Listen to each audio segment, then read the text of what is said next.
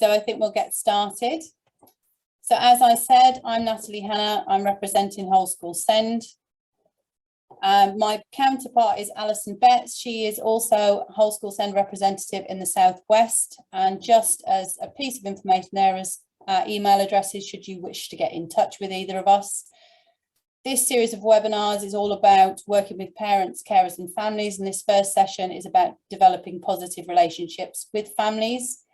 And so to support that today, we have Alison Fletcher joining us and Sarah Marriott, and they are both experienced leaders, Sencos, working within primary schools across different local authorities, and they'll tell you a little bit more about themselves when we get on to them. So thank you both for joining us today. So just a bit of information about the Whole School Send contract. These are the goals that we've signed up to as Whole School Send. And our main aims are to equip the school workforce and build capacity and make sure that we're able to support schools in meeting their training needs to improve provision. That's mainstream, primary, secondary, all settings, and also working within specific local authorities. This session objectives today. We are identifying evidence-based approaches that have had an impact in ensuring positive relationships with families, revisiting some practical strategies and tools that we'll share with you to support school leaders in implementing approaches, and strengthening the understanding of how this can be different for SEND families.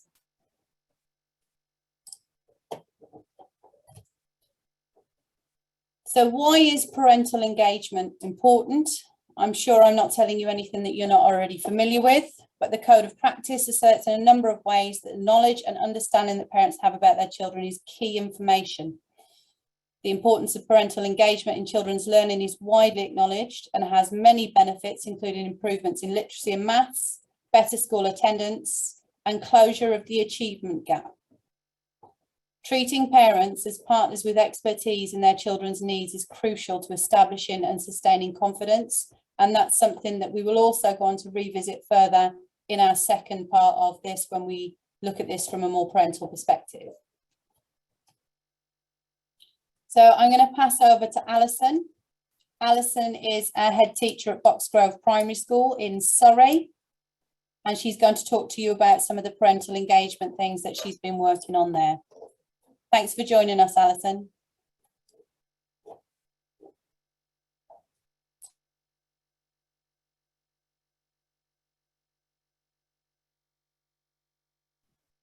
I think you're on mute, Alison.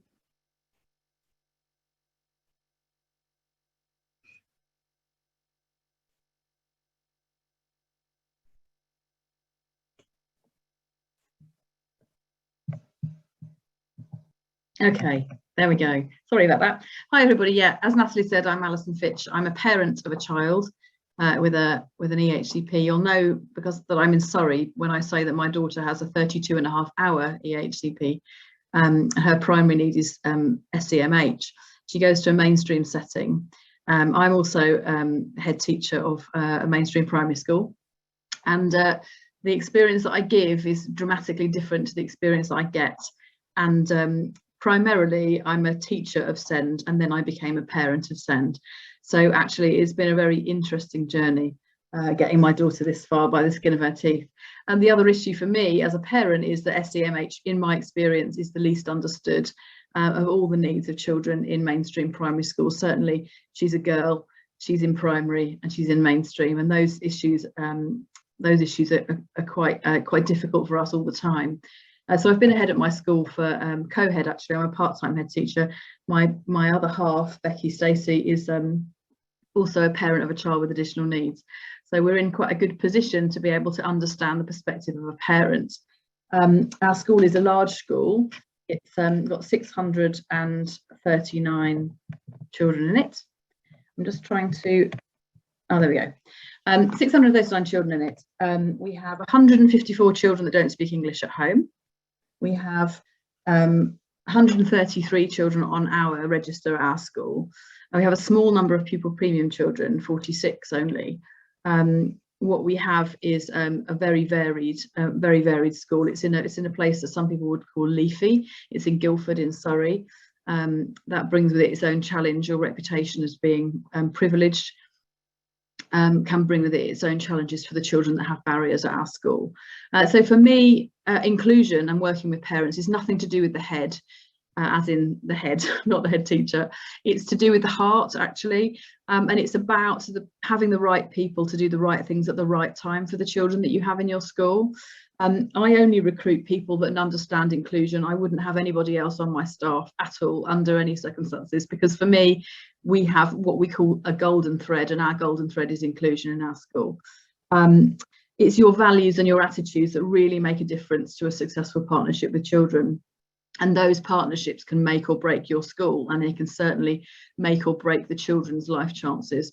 There are some quotes from those old chestnuts, the people that mark our homework. This is what Ofsted said. I don't really mind what Ofsted say, they come and they go. What is much more important for me is how our children respond to the way that we work with their parents, and consequently how their parents work with us. For me, partnership with a school as a parent is a choice, and you need to feel invited. For me as a parent, I feel disinvited most of the time. And Natalie spoke in the beginning there about the code of practice, talking about seeing parents as partners with expertise. In my case, and I acknowledge that I am probably a difficult parent to manage just because of my job title. I'm actually not a very difficult person at all. But because of my job title, my expertise in my child's need is seen as a threat. And so I'm very definitely kept outside. So I think that inviting parents to take part is really important, and that isn't just about sending an email inviting them to come and talk to you. It's about everything you do. It's about being visible, it's about being accessible, it's about all sorts of things that you have in your repertoire amongst the staff that you have. I have about 100 staff at my school, and one of the most important things for me is that they are committed to working with parents, because children do best when that happens. So there's my school. You can see just a few things. We are lucky, we have a lot of space, so that helps us to work well with parents. Those people with the red noses run our cafe. That's an integral part of our services for parents and children and families. You'll see at the top right there's some children learning to play the violin.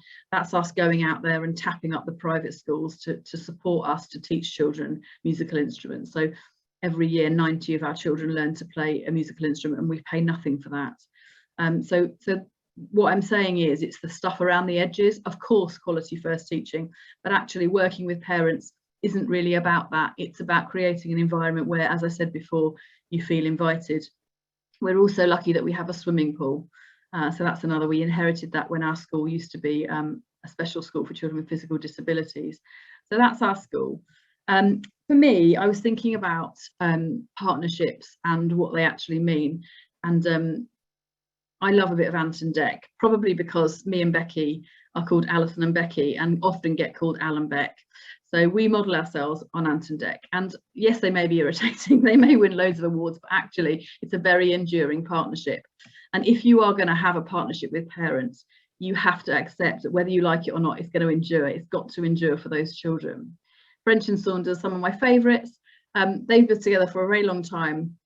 The England Euro team, what brilliant role models they were for working in partnership. And of course, Friends. Without the plastic surgery in that picture, as you can see, if you saw the what's the word? When they all met up again, reunion, that's the word. So for me, partnerships are about trust. I need parents to trust me to look after their children and do the best by their children, because that's what my aim is. And that's what the aim of all of my staff is. I need to be empathetic, not sympathetic. I need to have empathy. I need to have my golden threads, and you'll recall, I'm sure, that I said we have the golden thread of inclusion, and that runs through our school. We're also very careful to be clear in our communication. For us, every single child attending our school is entitled to the same thing. But I'll come to that in a minute. It's about equity, not necessarily all getting the same thing, but having the same outcome. It's about communication, and that's a two-way thing. It's about giving people time, and that is something that we never have in abundance at school, of course, but that time that you give to that parent who's having a difficult time is a massive investment in them, in their child, and actually in the running of your school and the creating of a culture of your school which supports everybody. Genuine listening as a parent of a child with SEN, and her needs often present themselves in a very challenging way, I am very infrequently genuinely listened to. You know this? The head to one side and the nod. Try not to do that. Just as a parent, there's nothing more irritating than somebody who's just letting you talk and waiting for their turn to jump in. Listen genuinely in order to find out what their expertise in their child's needs are. What do they know about their child? They'll always know more than you. So genuinely listen and ask questions, not for the sake of filling a gap, because you're interested, you're curious about what they bring to the partnership and how they can support you to work with their child. Also, all of those people in those pictures had a shared purpose. It is to make people laugh. Actually, that's part of my purpose as well. I think that laughing at school is really important. And for parents of children with SEN, life is more difficult in general. So actually, if you can find some time to build a relationship which is based on genuine enjoyment of the time with each other, that's really hard. That for us has only happened recently, really, I would say. And that has definitely been helped by the fact that both Becky and I are a parent of a child with additional needs, and that helps us to be empathetic, to have a shared purpose, and to understand really where people are coming from. And then I write there, parking your ego, and that struck me because of my experiences as a parent. They have to win. They have to win with me because I'm a parent and I'm a qualified parent, and that obviously I understand completely brings its challenges. But they often have to win with my child too, which is a recipe for disaster. So I would say that the way in which you build positive relationships with parents is to park your ego. Sometimes let them win. Sometimes just saying, yeah, I'm really sorry, we got that wrong. That didn't work very well, did it? Tell me what you need to do next time. That really goes a long way for making parents feel genuinely listened to, and that they are indeed part of the provision that you're making for their child. So those are my thoughts really about what positive partnerships are. And I wonder, just for a minute, if you have a look at those, you can probably add loads of your own ideas of things that you think partnerships are based on. I think any partnership is based on all of these things, whether it be a marriage or a professional relationship or whatever. But just think about what you think your golden thread is for how you have a positive partnership. If you want to write it in the chat, feel free. What you think the key to a positive partnership is. So I said before about clarity. So for us, this is an image that we show our parents when they start with us at Boxgrove, when their children join. We've got open day next week. We've just been reviewing our slides. Is this still what we want? And yes, it is. We want all children, whatever their needs, whatever their starting points, to love learning. And generally speaking, children in our school love coming to school. Of course, not every day. Of course, there are things that go wrong. It's not some kind of utopia. It is a school full of 639 children, all with their own needs. But we want to create an environment where you can find their strengths and talents. And children with additional needs have strengths and talents like any other child. And for me as a parent, all too often, my child is seen within the realms of her needs only. And what I want to tell them, and sometimes on those one-page profiles you have on EHCPs, you get to tell the story, which actually nobody takes any notice of at all in my experience. So actually, it's really important that the story of the child and the story of the family matters to you. So what can you do to make parents feel and to make them know that you genuinely are interested in the story of that child? The school that my daughter attends, they don't really know an awful lot about her as a person. They know what her needs are and they know the challenges that brings. But for us at school, it's about recognizing that every child has needs, every child has strengths, every child has talents, and it's about us creating an environment where we can find those and celebrate those. We also want children to achieve more than they think that they can. So it's building up that real confidence that they are making a contribution and that they're valued. And so for that, we don't put all of our eggs into the attainment basket of English and maths, because let's be real here, those are the subjects that are measured, because those are the subjects that can be measured easily. So what do? We measure the subjects that we can measure. So actually, that for me is not conducive to all of our building blocks, which is all of those things which for me primary education must be about. It mustn't be about identifying, you know, who can tell their times tables by the end of year 4. Well, great, but if you fall in a river, you need to be able to swim. There's no need to know that 6 5 to 30 is there in that case. So we're lucky we have a swimming pool. We can teach children to swim, but it's all about the stuff around the edge. Of course, as I said before, quality first teaching matters. You're finding strengths and talents, and you want children to love learning and love being part of the academic side of learning, but actually there's more to it than that. And for me as a parent and also as a head teacher, the biggest thing that I hear is, it's not fair, it's not fair. My daughter has a lot of time out of the classroom. She finds it really difficult to manage in the classroom. She has a social anxiety disorder diagnosed, and she has some other complications connected to SEMH on top of that. And the culture in that school is that it's not fair because she sometimes doesn't have to do her work.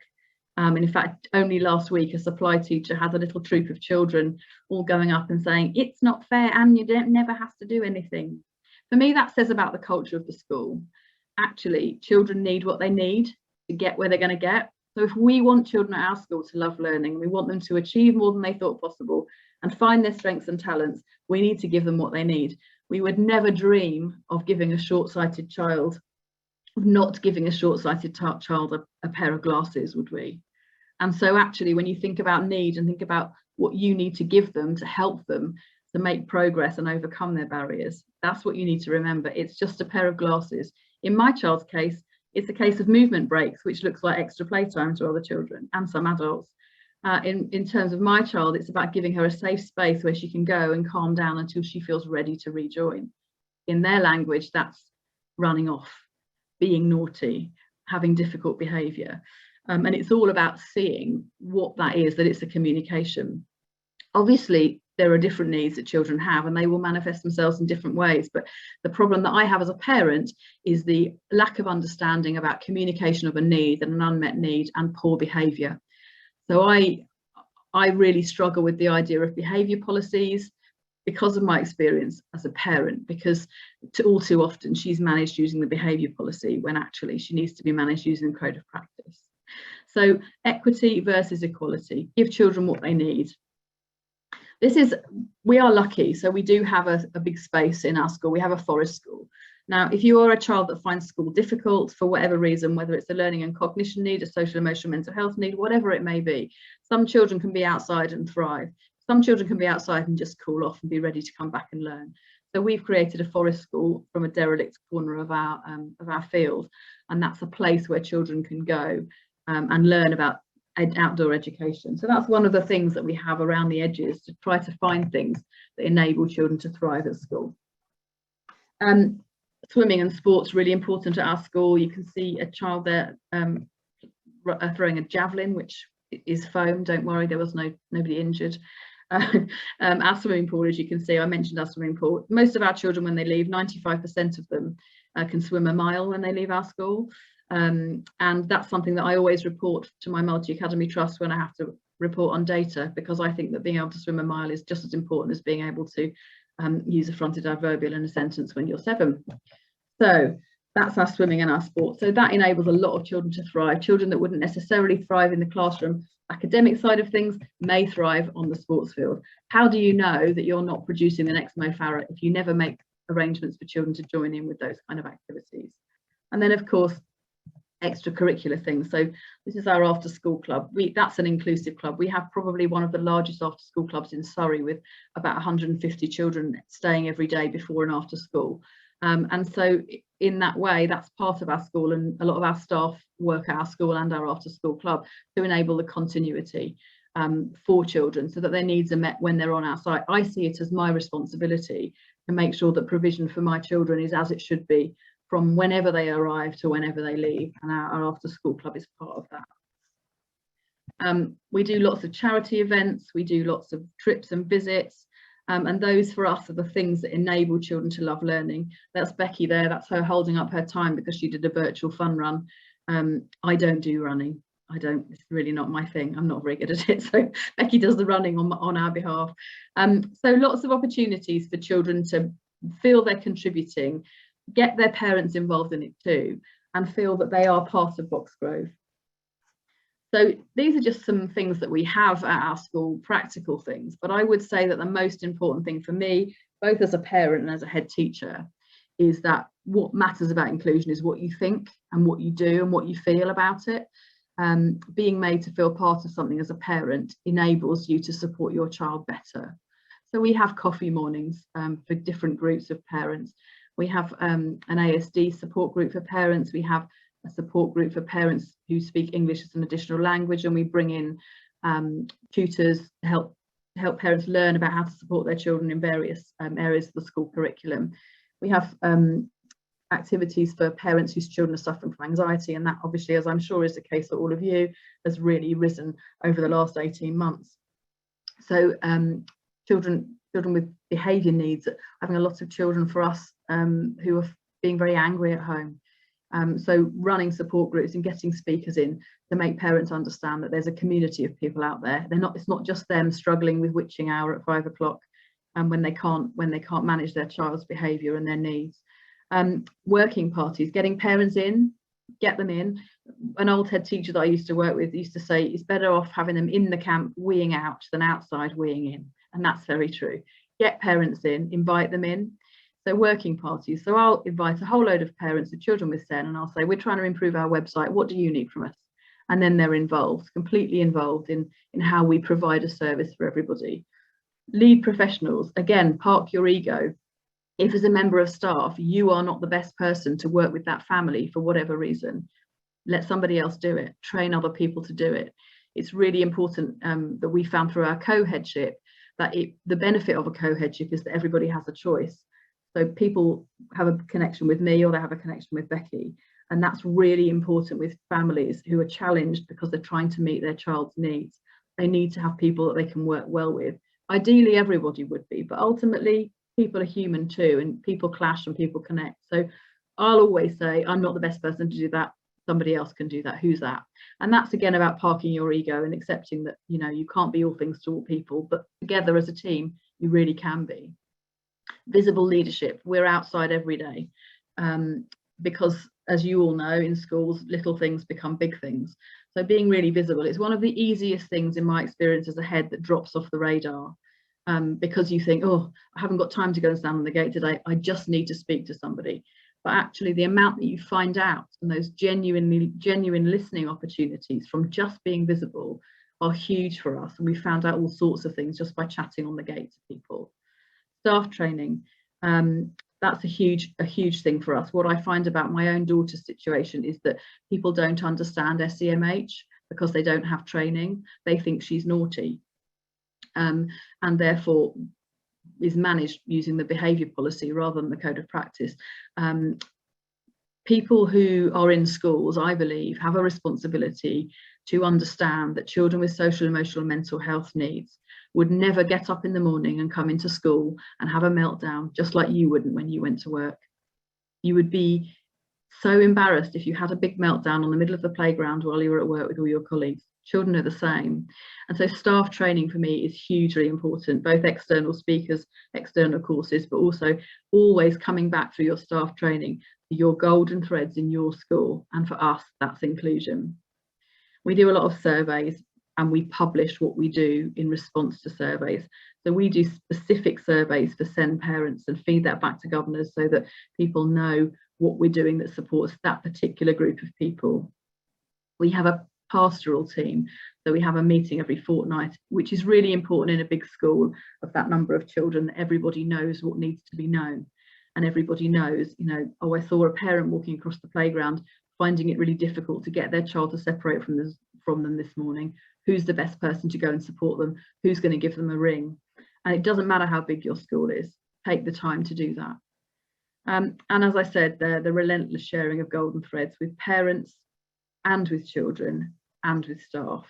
For me as a parent, one of the most difficult things of having my daughter at that school, and it isn't all bad, I am just trying to show you contrast. She wouldn't be there if it was terrible, but one of the most difficult things is being invited to the stuff around the edges. She doesn't get invited to tea. She doesn't get invited to parties very often. Luckily, I'm very resilient and I have lots of friends and I don't need to have friends on the gate. But that is really difficult for children to come out to a parent that nobody else talks to. Fortunately, I'm big enough and ugly enough to go and talk to people myself should I choose to, but it's something that our school we've sought to overcome. We've seen isolated parents, and so we've targeted other parents and said, I just want you to ring that parent every other week. I just want you to stand with them at the door, because inclusion is everybody, parents and children. And so that message to parents about the culture in our school is really important, because when all of the parents leave your school gate, they're out there on the WhatsApp groups, or not if they're not invited. And so you can have a huge impact actually on the parental experience of school just by being aware of all of the social workings on the gate. Have your antennae out and be ready to bat for those parents, because as I said before, life for a parent with a child with SEN is challenging. And if we can do anything as a school, then I think that that's what we should do. And for me, a long since moved on member of the executive team of my multi-academy trust said to me, it's all very well, Alison, having all of these SEN children and letting them in, but sooner or later it's going to affect the education of everybody else. That wasn't that long ago that attitude was around. And for me, it's what keeps me going every day, that actually genuine partnership leads to fantastic outcomes for children, whatever the barriers. So that's a little bit about Boxgrove. It's been great to talk to you today. Enjoy the rest. Thanks very much. Thanks, Natalie. Thanks, Alison. And I think that's a really interesting perspective of being a parent on the gate and feeling isolated in that way. We think about the young people in that way sometimes, but it's actually really interesting to hear that that's something that spreads across that void. So thank you very much. Mia, were there any questions for Alison? No, not yet. I just saw Tracy saying honesty, understanding, listening, getting everyone's view. And that's really interesting, and it's something that I missed out, but it's something I absolutely agree with, and it links with my view about communication actually, because one of the things I find that happens is as a parent, something will happen at school and I'll have an email informing me of it, and then I respond after I have everybody's view of what's happened, and then there's no response. So there's no honesty and there's no shared story of what's happening for your child. So what Tracy said there is hugely important. I think getting everyone's views to get the bigger picture and to get a narrative, and for a child to have a narrative about what's happening for them that everybody understands, helps everybody to create the culture, the children and the parents to create the culture, which helps you to work well with parents. Perfect. Thank you very much, Alison. Okay, so we're going to move on to Sarah. So Sarah is a Senko working at Castle Primary School, which is just on the outskirts of Bristol. And I've had the privilege of being able to work with Sarah quite directly. And she's going to talk to you a little bit about some of the strategies that she has used with families and that have had a really good impact. Thank you, Natalie, and thank you, Alison. I'm just slightly worried now. I'm going to have to make sure I don't tilt my head. I do that so much. I must stop. But thank you. That was really, really interesting. It's lovely to talk to everybody today. I've been a Fanco now for 13 years, and the job still remains exciting every day. It nearly kills me sometimes, but I do love my role. And one of the things that Alison's mentioned that I'm going to be talking a little bit about is having coffee mornings. When I first started at school 3 years ago, I didn't feel that the parents were involved in coming in as often as I would have liked. And I wanted them to feel that they could come in and talk to me. As Alison says, I'm always out on the gate in the mornings, so parents can catch me. It's lovely to be able to chat with people, but actually in an informal setting like a coffee morning or coffee afternoon, it's a really positive way of bringing parents in and encouraging them to come and talk to other parents. And to meet other parents who have children with SEND, possibly like their own children, or could be that they've got there are other needs, but actually it sort of opens their eyes as well. And I think sometimes, like Alison was saying about the misunderstood child, if the parents are coming in and saying, actually, now I understand why that child's behaving in that way, it can help to take away that sort of that naughty label that the child might have. So when I started my coffee mornings, it was because, so as I said, I felt that the parents weren't coming in as much as I would have liked. Some of our parents, so at Castle we have 40% pupil premium and a high level of SEN ND, and I really wanted to encourage those parents to come and create that triangle like Alison shared of the pupil, the school and the parent, and make sure that we were all working together. Our children on the whole, for want of a better phrase, but I am Bristolian, they are lush, absolutely gorgeous. And I wanted to speak to the parents and tell them how lovely their children were. So it was a great way to get them involved. I'd encourage them to bring in a friend with them, because for some parents it's nerve-wracking. They might not know anybody else in the school. It could be a partner or anybody that they felt comfortable with. And as Alison said, if they didn't have somebody to come in with, then I would try and make sure that I sat them next to somebody who I knew would kind of take them under their wing. It's a great opportunity for parents to ask questions of me, and also when I first started, to get to know who I was, because they might have seen my name or seen me wandering around outside the school, but they didn't know who I was and what my role was, so that was really useful. And I always make sure that we have tea, coffee, and it's usually homemade cake. And clearly from this picture, as you can see, we have our own barista here at Castle. Not that I saw on that picture from the internet. Yeah, so we always have that provided. Please can have the next slide.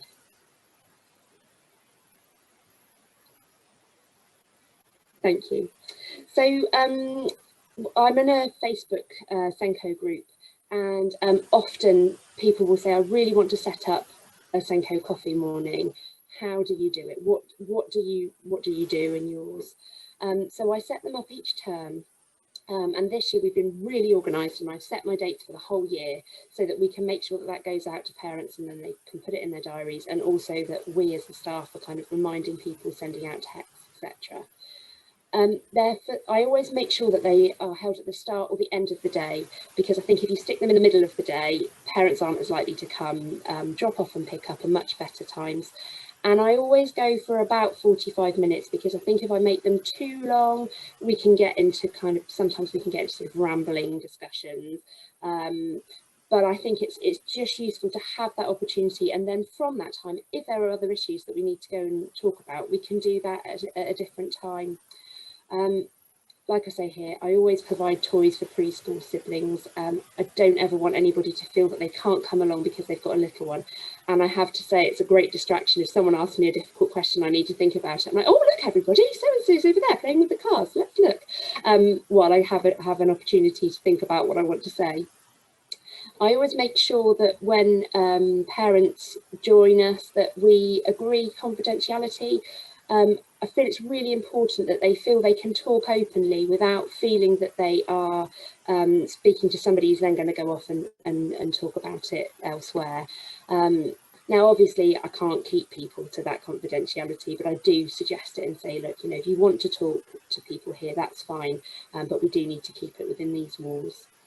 I also make sure that I'm really clear that we won't talk about individual children, particularly if they are not, if they're a child that's upsetting their own child. We do not talk about other children in that place. I always say, you know, there's a different time and place to talk about it, and we don't talk about individual teachers unless it's a positive. I feel it's really important that, you know, it's absolutely not the time or the place to talk about how individual teachers deal with a child. I make sure that we have a range of guests there, because as much as I love the sound of my own voice, it's very nice for people to have somebody else to listen to, and so that they know who all those people are. That we talk about outside agencies and we fling around all these initials and acronyms, and a lot of our parents don't know who we're talking about. So for me, it's a really important opportunity to make sure they actually know what it is we're referring to, or an opportunity for them to say, look, you've used this phrase with me, I have no idea what you mean. And then I try and have a theme. So my first coffee morning of this year was today. And so my first one is, it's just a time to come and meet new parents, particularly if we have new reception parents. But I will then, for the rest of the year, try and have a theme where we might have mental health, or I might have invited somebody from a different group to come and talk to them, which I will now talk about on my next slide. So another point that we discuss quite often in this Fanco forum that I'm in, who are the best people to invite? Well, I always feel an EP is a brilliant person to invite if you possibly can. It's difficult, particularly if you pay for your EP, but it's a small investment for a really helpful sort of support for parents. Often, if I mention an educational psychologist to parents, the look of panic on their face, you've said the word psychologist, that means that's a shrink and you think there's something mentally wrong with my child, and all of these worries that come out. And I think if I can introduce them to an EP, they can see exactly who they are, they can explain what they do, and then if I do need an EP involved with their child, then I can remind them so and so came to our coffee mornings. Also, I invite the school nurse. She's fabulous, our school nurse. She's got the most amazing array of tights. I've never known anyone who has such an amazing load of tights. So I always tell the parents to come along just to see those. And she is, she's absolutely lovely. She comes in, she'll talk to the parents and sort of really put their mind at ease if I've mentioned referral to the school nurse. I think a lot of our parents still have that school view of the school nurse sits in her office in a school, and it's explaining that actually that's not how it works these days. We are very lucky here. We have a pastoral lead. It sounds like Alison has a pastoral team at her school. So the pastoral lead comes along to some of the coffee mornings, introduces herself to new parents and sort of lets them know about her role. And we also have on site it's a CAMS, they're trainee CAMS nurses, so they're the mental health support team. And just inviting them along and giving them an opportunity to speak to the parents and ask for them to ask questions is invaluable. Particularly at the moment, I feel, you know, during lockdown, we couldn't have our coffee mornings in the same way, but we were able to do it over Zoom. So it meant that the mental health support team were able to join in that way and signpost to different resources, websites, phone lines if the parents were concerned about their child. So that was really helpful. The local authority parent and carer support group have also joined us, and that was on a Zoom. And actually that was the most popular meeting we had last year. Lots of parents turned up to that because they wanted to know what's available to them. And I think the fact that it's run by a parent is, for them, is much more reassuring. It's not an you know, a professional who's telling them what they should and shouldn't be doing in their mind. It's somebody who is going to support them as a parent. If you can get an occupational therapist in, that's always very useful. I think a lot of parents don't necessarily know what an OT does, and just kind of giving them that opportunity to meet these range of people is really helpful. And other agencies such as we have SALT, the SALT team, who come and work with us. And I forget how often I use the word SALT to parents and then remember that they're not going to have a clue what I'm talking about. So they come in and meet our speech therapist, and a wide range. I'm sure you'll find the same thing in your schools. Year on year, the reception children and the speech and language issues that we're finding have increased massively. So being able to introduce the parents to our SALT practitioner has been really helpful, because they can see what a lovely person she is and how great she'll be supporting their child. So thank you, Natalie. So some other things I've done, I've actually emptied my SEN cupboard and just taken a load of things to the meeting, and given them the opportunity. I've given parents the opportunity to sit on a wobble cushion and see why we give their child a wobble cushion, or a fidget, you know, box of fidget toys, and say that this is what these are the sorts of things that we would recommend. we have had quite a few children over the last few years, bringing in very noisy fidget toys, and I show them the ones that we would provide as a school if we felt their child actually needed one, and they are nice, quiet fidget toys. So yeah, I've had all sorts of things. If I show them the one-page profiles that we use and talk through all of those, and just to give them that insight into how we do things, so that when we do sit down together and write plans for their children, or we have an education and healthcare plan annual review, just giving them that opportunity to see exactly what it is I'm talking about. The local offer, we've got a new website for our local authority, and so we've been sent a load of our Live Well links. So I've been able to share those today with our parents, and also to show them how they can access the different resources. During during lockdown, when we used the Zooms, we were able to share a lot of websites. So if we were talking about mental health, I was able to signpost them to the Mind website, and or to I want to say Anna Friel, but I know she's an actress, Anna Freud, that's the one. So we've got the Anna Freud websites, so that they can go and have a look themselves. One of the most valuable things is asking parents and carers about the changes that they would like to see.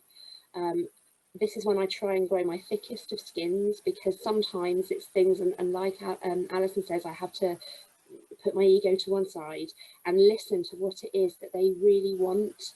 And sometimes the ideas that they give me are fabulous. They're so helpful, and I hadn't even thought of it. So to get that idea, you know, is brilliant. And also, what's working well is. It's great to find out what things you can change, but sometimes to be told the things that you're doing all right is lovely. It's such a nice experience. And then, and another thing that we talk about in our meetings is parents supporting one another. So they might come up with suggestions for things that they do with their child.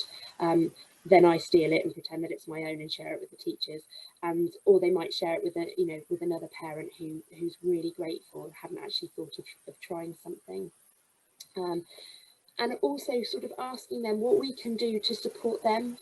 What else can we offer them as a parent in order to help support their child? And again, some of the suggestions or requests that we've had have been really helpful. I think somebody had put in the chat about children not being on the SEN register. Was that? No. So I always say children with SEND or with additional needs. So and in my opinion, that's a child who currently is suffering from mental health issues due to lockdown. So anybody who feels that their child has an additional need, if they're not on the SEND register, that's fine. They can still come along. I try to be as inclusive as I possibly can. One of the final things is that I try, like Alison was saying about sort of buddying people up, I do try to encourage parents to look out for one another. And there have been some really lovely opportunities for parents to meet with one another. And still now, sort of 3 years on, there's a couple of parents whose older children have left, but they still keep, or there's an older child who's left and the parents have now left the school, but they still keep in touch with each other and still support each other, and meet up to share ideas, which is brilliant. You know, the fact that I've been able to help in that is super. And then finally, on my last slide, just thinking about the benefits overall of the coffee morning, is that it's getting those parents into school. Some of our parents really had a negative experience of school themselves, and just crossing the threshold is terrifying. But if you're met by a slightly crazy Fanco with you know, a variety of cakes, hopefully that kind of makes people feel a little bit calmer and really welcomed into the school. They can put a face to a name. My name gets bandied about as the crazy lady with the dogs because we have 2 school dogs, but actually they then know exactly who I am and what my role is. Expressing views in a safe environment. I always say no questions, a stupid question, same as we would say with the children. It's really it's really important that they can feel that they can ask me questions, and if I don't know the answer, that's fine. I'll do the same as I do with the children and say I'll get back to you. yeah, it's really useful for sharing ideas, signposting those resources, and building those trusting relationships. And I feel that the parents, when I first arrived, didn't really have that trust as such, and that's through nobody's fault, but I felt that that was something that I could help to build. And I've built some really super relationships with children, particularly children who are you know, parents of children who have really difficult, you know, really hard times in school, or have really extensive complex needs, and have maybe felt let down before, but actually having that opportunity to come in and just to talk with me has been, it's been so lovely.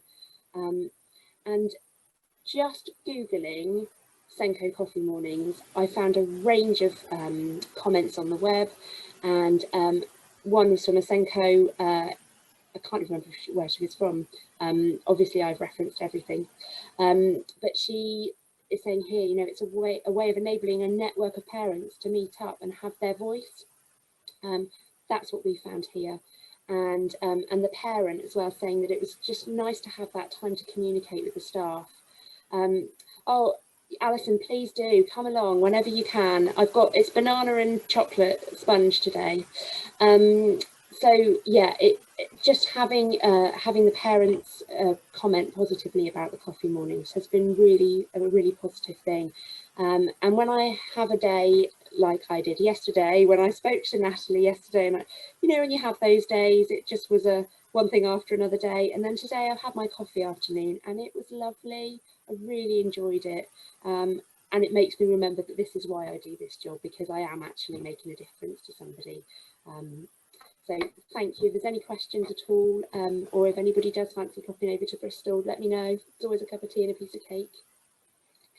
Please do, Julia, come on over. Oh, Sarah, thank you so much. It's great to put that in context and see the impact that it's had in building that trust and in parents feeling like they have that time, which I think is something that Alison talked about, having that space and time before you get to the point of needing to deal with a conflict or an issue or a concern, just to get to know each other a little bit and have some shared understanding.